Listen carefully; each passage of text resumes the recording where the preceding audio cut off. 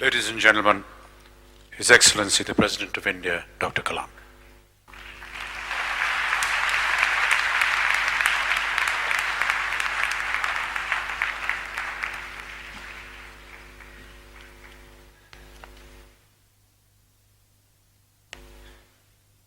Good afternoon to all of you. Friends, I was hearing honorable dignitaries who are paying the tributes to Dhirubhai Ambani ji. I was thinking myself, if we have been alive, if honorable dignitaries, they stated all this what they said today, what he will do? What he will do, I was thinking myself. Then I felt he will smile. So really he deserves what all our friends have told. Now, my title of this Dhirubhai Ambani Memorial Lecture is Growth is Life. Growth is Life. That is the title I have given. I am happy to be present here to deliver to the first Sri Dhirubhai Ambani Memorial Lecture. At the outset, my prayers to the Ambani family on this day, and best wishes to all the members assembled here, particularly entrepreneurs. For me, Sri Dhirubhai Ambani represented a strong mind which propagated that having small aim is a crime. I will repeat it. Sri Dhirubhai Ambani represented a strong mind which propagated that having a small aim is a crime.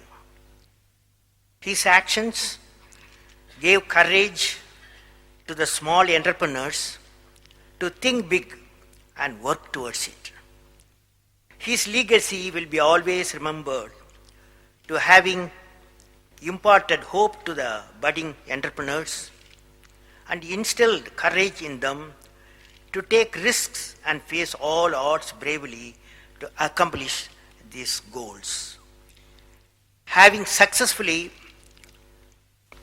created a following of over 33 lakh shareholders, he demonstrated how even first-time entrepreneurs, by their determined efforts and commitment to their dreams, can grow from strength to strength to become a major player in market economy. In recalling what Srimati Ambani told her son when the news was broken to her about the passing away of her husband would be one of the best tributes that one can pay to him, and I quote her, quote, "Your father has gone to heaven. That is a permanent home. God sent him to earth on a mission. He chose India and he chose the family. Now there are others to carry on this mission here, so God needs him back to heaven to do his work," unquote. Her message is clear. Her message is clear. Mission makes the man. Friends, after Anil talked to me that I have to speak on the first Ambani Memorial Lecture, I took it seriously. I studied a lot of books about him. I went through internet. I did all sorts of things. Finally, I locked onto a book, a beautiful book. I love that book. That is written about 2000 years back by Thiruvalluvar, And he has composed 1330 chorals, couplets, for how to live a good life, how to live a beautiful life without thinking which country you belong, without thinking which religion you belong, without thinking which language you belong, without thinking which caste you belong. And 2000 years back, he composed this 1330 Tamil couplets. I have taken two to represent the indomitable spirit of a man. Wherever there is indomitable spirit of man, the man succeeds, the woman succeeds, the village succeeds, the state succeeds, the country succeeds, the world succeeds. The indomitable spirit. Sri Dhirubhai Ambani has a mission and a great entrepreneur who had seen successes. For success, any mission, what we need is indomitable spirit. Let us study the characteristics of an indomitable spirit. It has two components. Indomitable spirit has got two components. The first component is that there must be a vision leading to higher goals of achievement. I would like to recall a couplet, the Tirukkural, by the poet Saint Thiruvalluvar, written in 2000 years ago. I will tell it in Tamil because I am accustomed to it, and then I will translate it. Vellathanaya malanitam mandardam ullathanayadu uyarvu. It's two sentences. It means that whatever may be the depth of the river or lake or pond, whatever they may be the conditions of the water, the lily flower always comes out of the and blossoms. Similarly, if there is a definite determination to achieve a goal, even if it is impossible to achieve, the man succeeds. This is one of the component of the indomitable spirit. This is applicable to Dhirubhai Ambani ji. The second one, that many of us have gone through large programs and projects. We would have experienced the success is not in sight, and there are many hurdles. Hurdles created by man, hurdle created by the nature of the program, hurdle created by the technology. All this is possible in a major program like what wealth generation. The same poet reminds us at this point of time through another couplet, Idumbaikki Idumbai Padupar, Idumbaikki Idumbai Padadavar. It means that successful leaders can never be defeated by problems. They become the master of the situation and they defeat the problems. Now friends, the indomitable spirit is defined by these two conditions. I consider these two Tirukkurals characteristics characterize the indomitable spirit of Dhirubhai Ambani. Whenever he encountered problems, he gave the problems to the problems. He inhibited the indomitable spirit in successfully implementing the complex missions. Now, friends, I have selected the topic for the memorial lecture in tribute to Sri Dhirubhai Ambani, Growth is Life. Now, you know, in India, we are still a developing country from 1947 onwards. The developed country means you are not economically strong, you are not respected as a 1 billion people of population, and also your 260 million people are below poverty line. So the essence of a developed nation is to bring that 260 million people above the poverty line to a good life, and also to have the people in there, 1 billion people, a people of civilization, great civilization, they should have a standing in this planet. How do you do that? A team of scientists, two groups worked, one in the Planning Commission, another TIFAC, Technology Information and Forecasting Council. These two groups, one worked on the technology and another worked on the good life. They combined these two reports, two types of reports, about 50 volumes, and they called India Millennium Mission 2020. And they identified 5 areas of importance, simultaneously progress to make the nation developed. The first area is the agriculture and food processing. They didn't say agriculture, they said food processing, so that you can do the value addition. The second area is education and healthcare, again the coupled. The third area is communication and information technology that will lead to telemedicine, teleeducation, and more wanted e-governance. Then fourth area is the infrastructure development. There the stress is water. Water is going to create problem between states in our country. Water is going to create a problem between country to country. So water is a dominating force. Fortunately, we have decided to form a task team for river networking. That means these basins of surplus water should be connected to the basin of deficit water. This is the fourth area. The fifth area, self-reliance and critical technology. These are the 5 areas that have been identified. Now the question is, since there are so many entrepreneurs here, particularly young entrepreneurs, I have repeated a number of times, I don't mind repeating that one incident. That incident for me is a university education. I have not read anywhere. So far, I have gone around the orbit 71 times around the sun. I have not gone through any education, such a beautiful education I got in 1979, 1980 period. I thought of sharing with you on this occasion, Dhirubhai Ambani Memorial Lecture.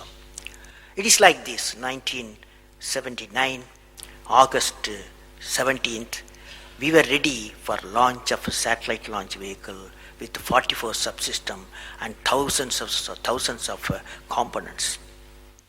It was built in Vikram Sarabhai Space Center, and at that time, Professor Satish Dhawan was the chairman Atomic Energy Space Commission, and he is also Space Center. And he gave me the task in 1973 to build a satellite launch vehicle, to put a satellite in the orbit. 1973, he gave me this task. In 79, we were ready. Thousands of engineers, 10,000 of workers and staff, they all worked together. Then we moved the satellite launch vehicle from Vikram Sarabhai Space Center to the now Satish Dhawan Space Center at Sriharikota. So the launch vehicle was in the launch pad, and the day 17th August 1979, and I am the mission director, project director, and we are all in the control center, and computer takes over. T-minus 8 minutes, computer will take over, because it's very difficult for me as a mission director to check hundreds of parameters. So it has to be checked. Computer, we hand over the whole launch of the rocket system to the computer.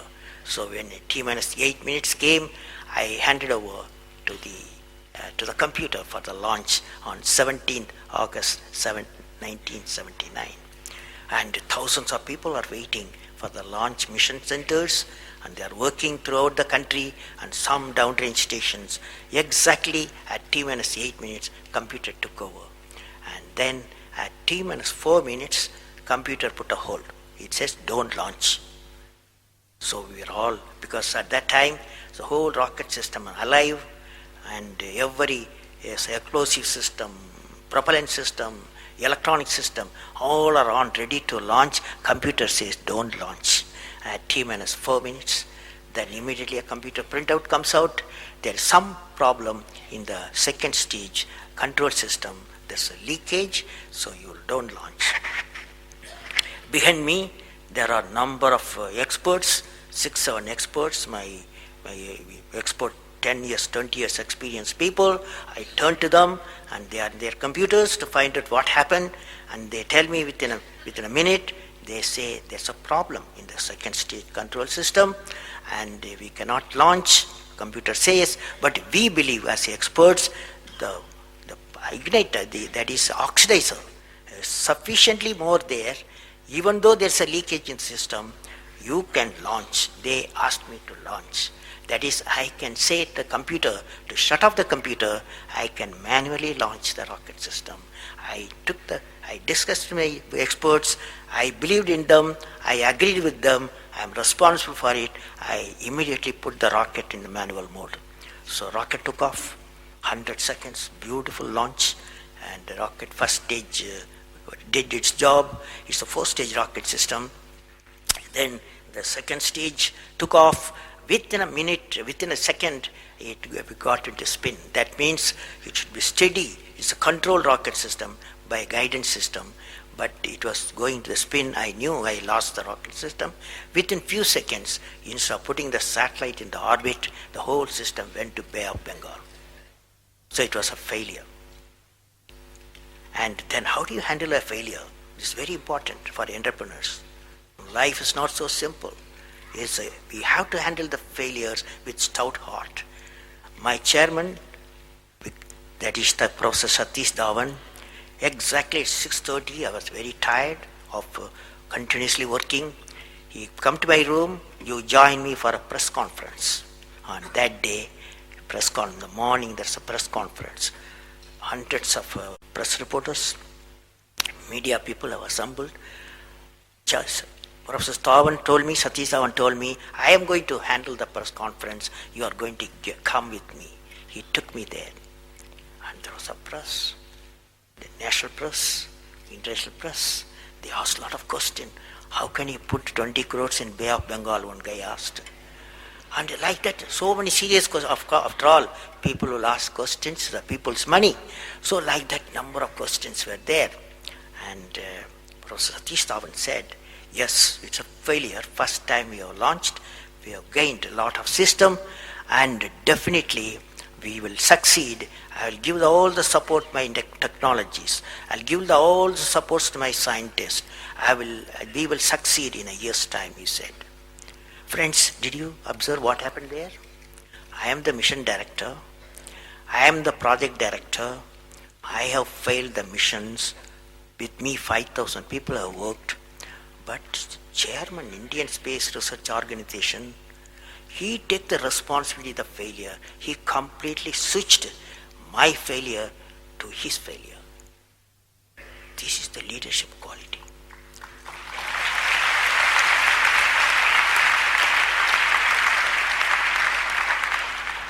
Exactly after 1 year, that is 18th July 1980, we go to the launch pad and the countdown starts. T-minus 8 minutes I hand over to the computer. Computer checks out. First stage, it initiates the rocket system. First stage gives the required velocity. Second stage gives the required velocity.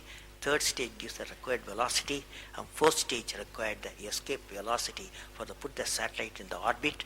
I am seeing in front of me what is the performance taking place. I took the I put the mic, I announced all the station. Here is your mission director. The satellite is in the orbit, and we congratulate you, I told them. Now that's not the important, that's one of the important things happened. But after 30 minutes, Satish Dhawan called me, go for press conference, you conduct the press conference, he said. Can you see the significance?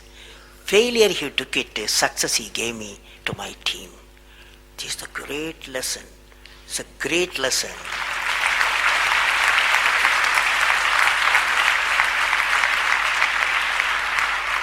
This is a great lesson which no university taught me, no book taught me, but that one person, that institution taught me such a big lesson. So I thought of sharing with you on this day of Sri Dhirubhai Ambani Memorial Lecture. Now, you may be asking yourself, what I can do, what I will do as an entrepreneur. So I am addressing to entrepreneurs. Today, 700 million people are in our rural areas. Out of a billion people, billion plus, 700 million people are in the rural area. Unless our rural area, village is developed, state cannot be developed, and the states if cannot develop, country cannot be developed. So how do we develop? How do we make the villages economically a strong force? Here, friends, we have worked out a scheme. Professor Indreshan and some of us joined together is called PURA, providing urban facilities in rural areas. So this calls for giving the 4 connectivities. Suppose you are in Mumbai, you go 30-40 kilometers, 20 kilometers anywhere, or Maharashtra, any place you go from the town, city town, or Nasik, you go to Nasik, from Nasik 20-30 kilometers you go, series of villages are there, 20-30 villages you will find cluster. So the first and foremost, this PURA conveys, you generate a physical connectivity. Physical connectivity means the road and transport, the buses, you connect that one. Once you give the road, once you give the bus, suddenly you will find the people who live in the villages, where schools approachable, hospital approachable, their farms are approachable. Then the second connectivity, you provide electronic connectivity.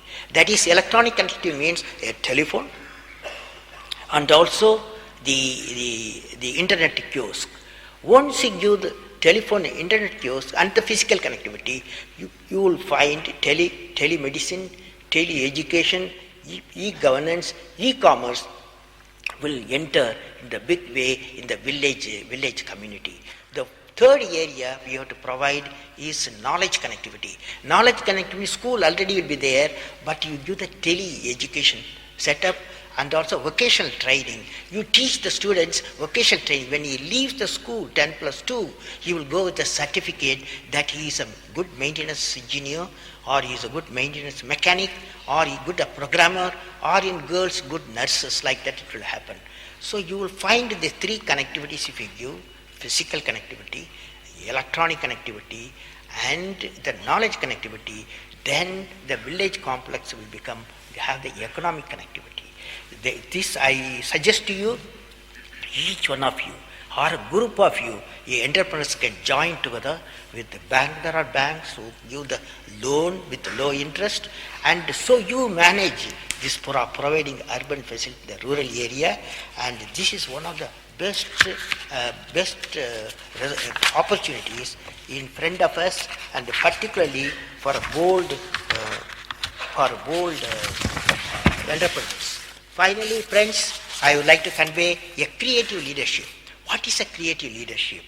For building a developed India, what are needed? We have natural resources. We have human power, human power. There are 700 million people below 35 years in the population of 1 billion people. The nation needs young leaders who can command the change for transformation of India into a developed nation embedded with the knowledge society from now to 2020. The leaders are the creators of new organization of excellence. Quality leaders are like magnets that will attract the best of person to build the team for the organization and give inspiring leadership even during failures of the mission, as they are not afraid of risks. I have seen and I worked with creators of vision and mission. One of the very important ingredients to success of the vision of transforming India into a developed nation by 2020 is the evolution of creative leaders. I am going to connect. I am giving a connectivity between developed India, economic prosperity, technology, production, productivity, employee role, and management of quality, all of which link to the creative leaders. Who is that creative leader? You have to ask yourself, who is that creative leader? What are the qualities of the creative leader? The creative leadership I am defining, the creative leadership is exercising the task to change the traditional role from commander to coach, manager to mentor, from director to the delegator, and from the one he demands respect to who facilitate the self-respect. The higher the proportion of the creative leaders in a nation, the higher the potential of success of visions that like developed India.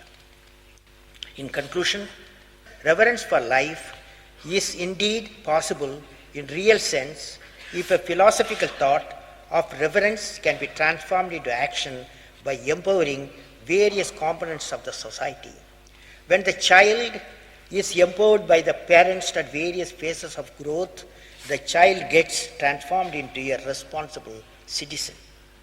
When a teacher is empowered with knowledge and experience, good young human beings with value system emerge. When the individual or a team is empowered with technology, transformation to higher potential for achievement is assured. When a leader or any institution empowers his or her people, leaders are born who can change the nation in multiple areas. When women are empowered, society with stability gets assured. When the political leaders of the nation empower the people through visionary policies, the prosperity of the nation is certain. When religions are empowered and become spiritual force, when the religions become a spiritual force, the peace and happiness will blossom in people's heart. Such an empowered stage will lead to creation of an enlightened citizen with value system.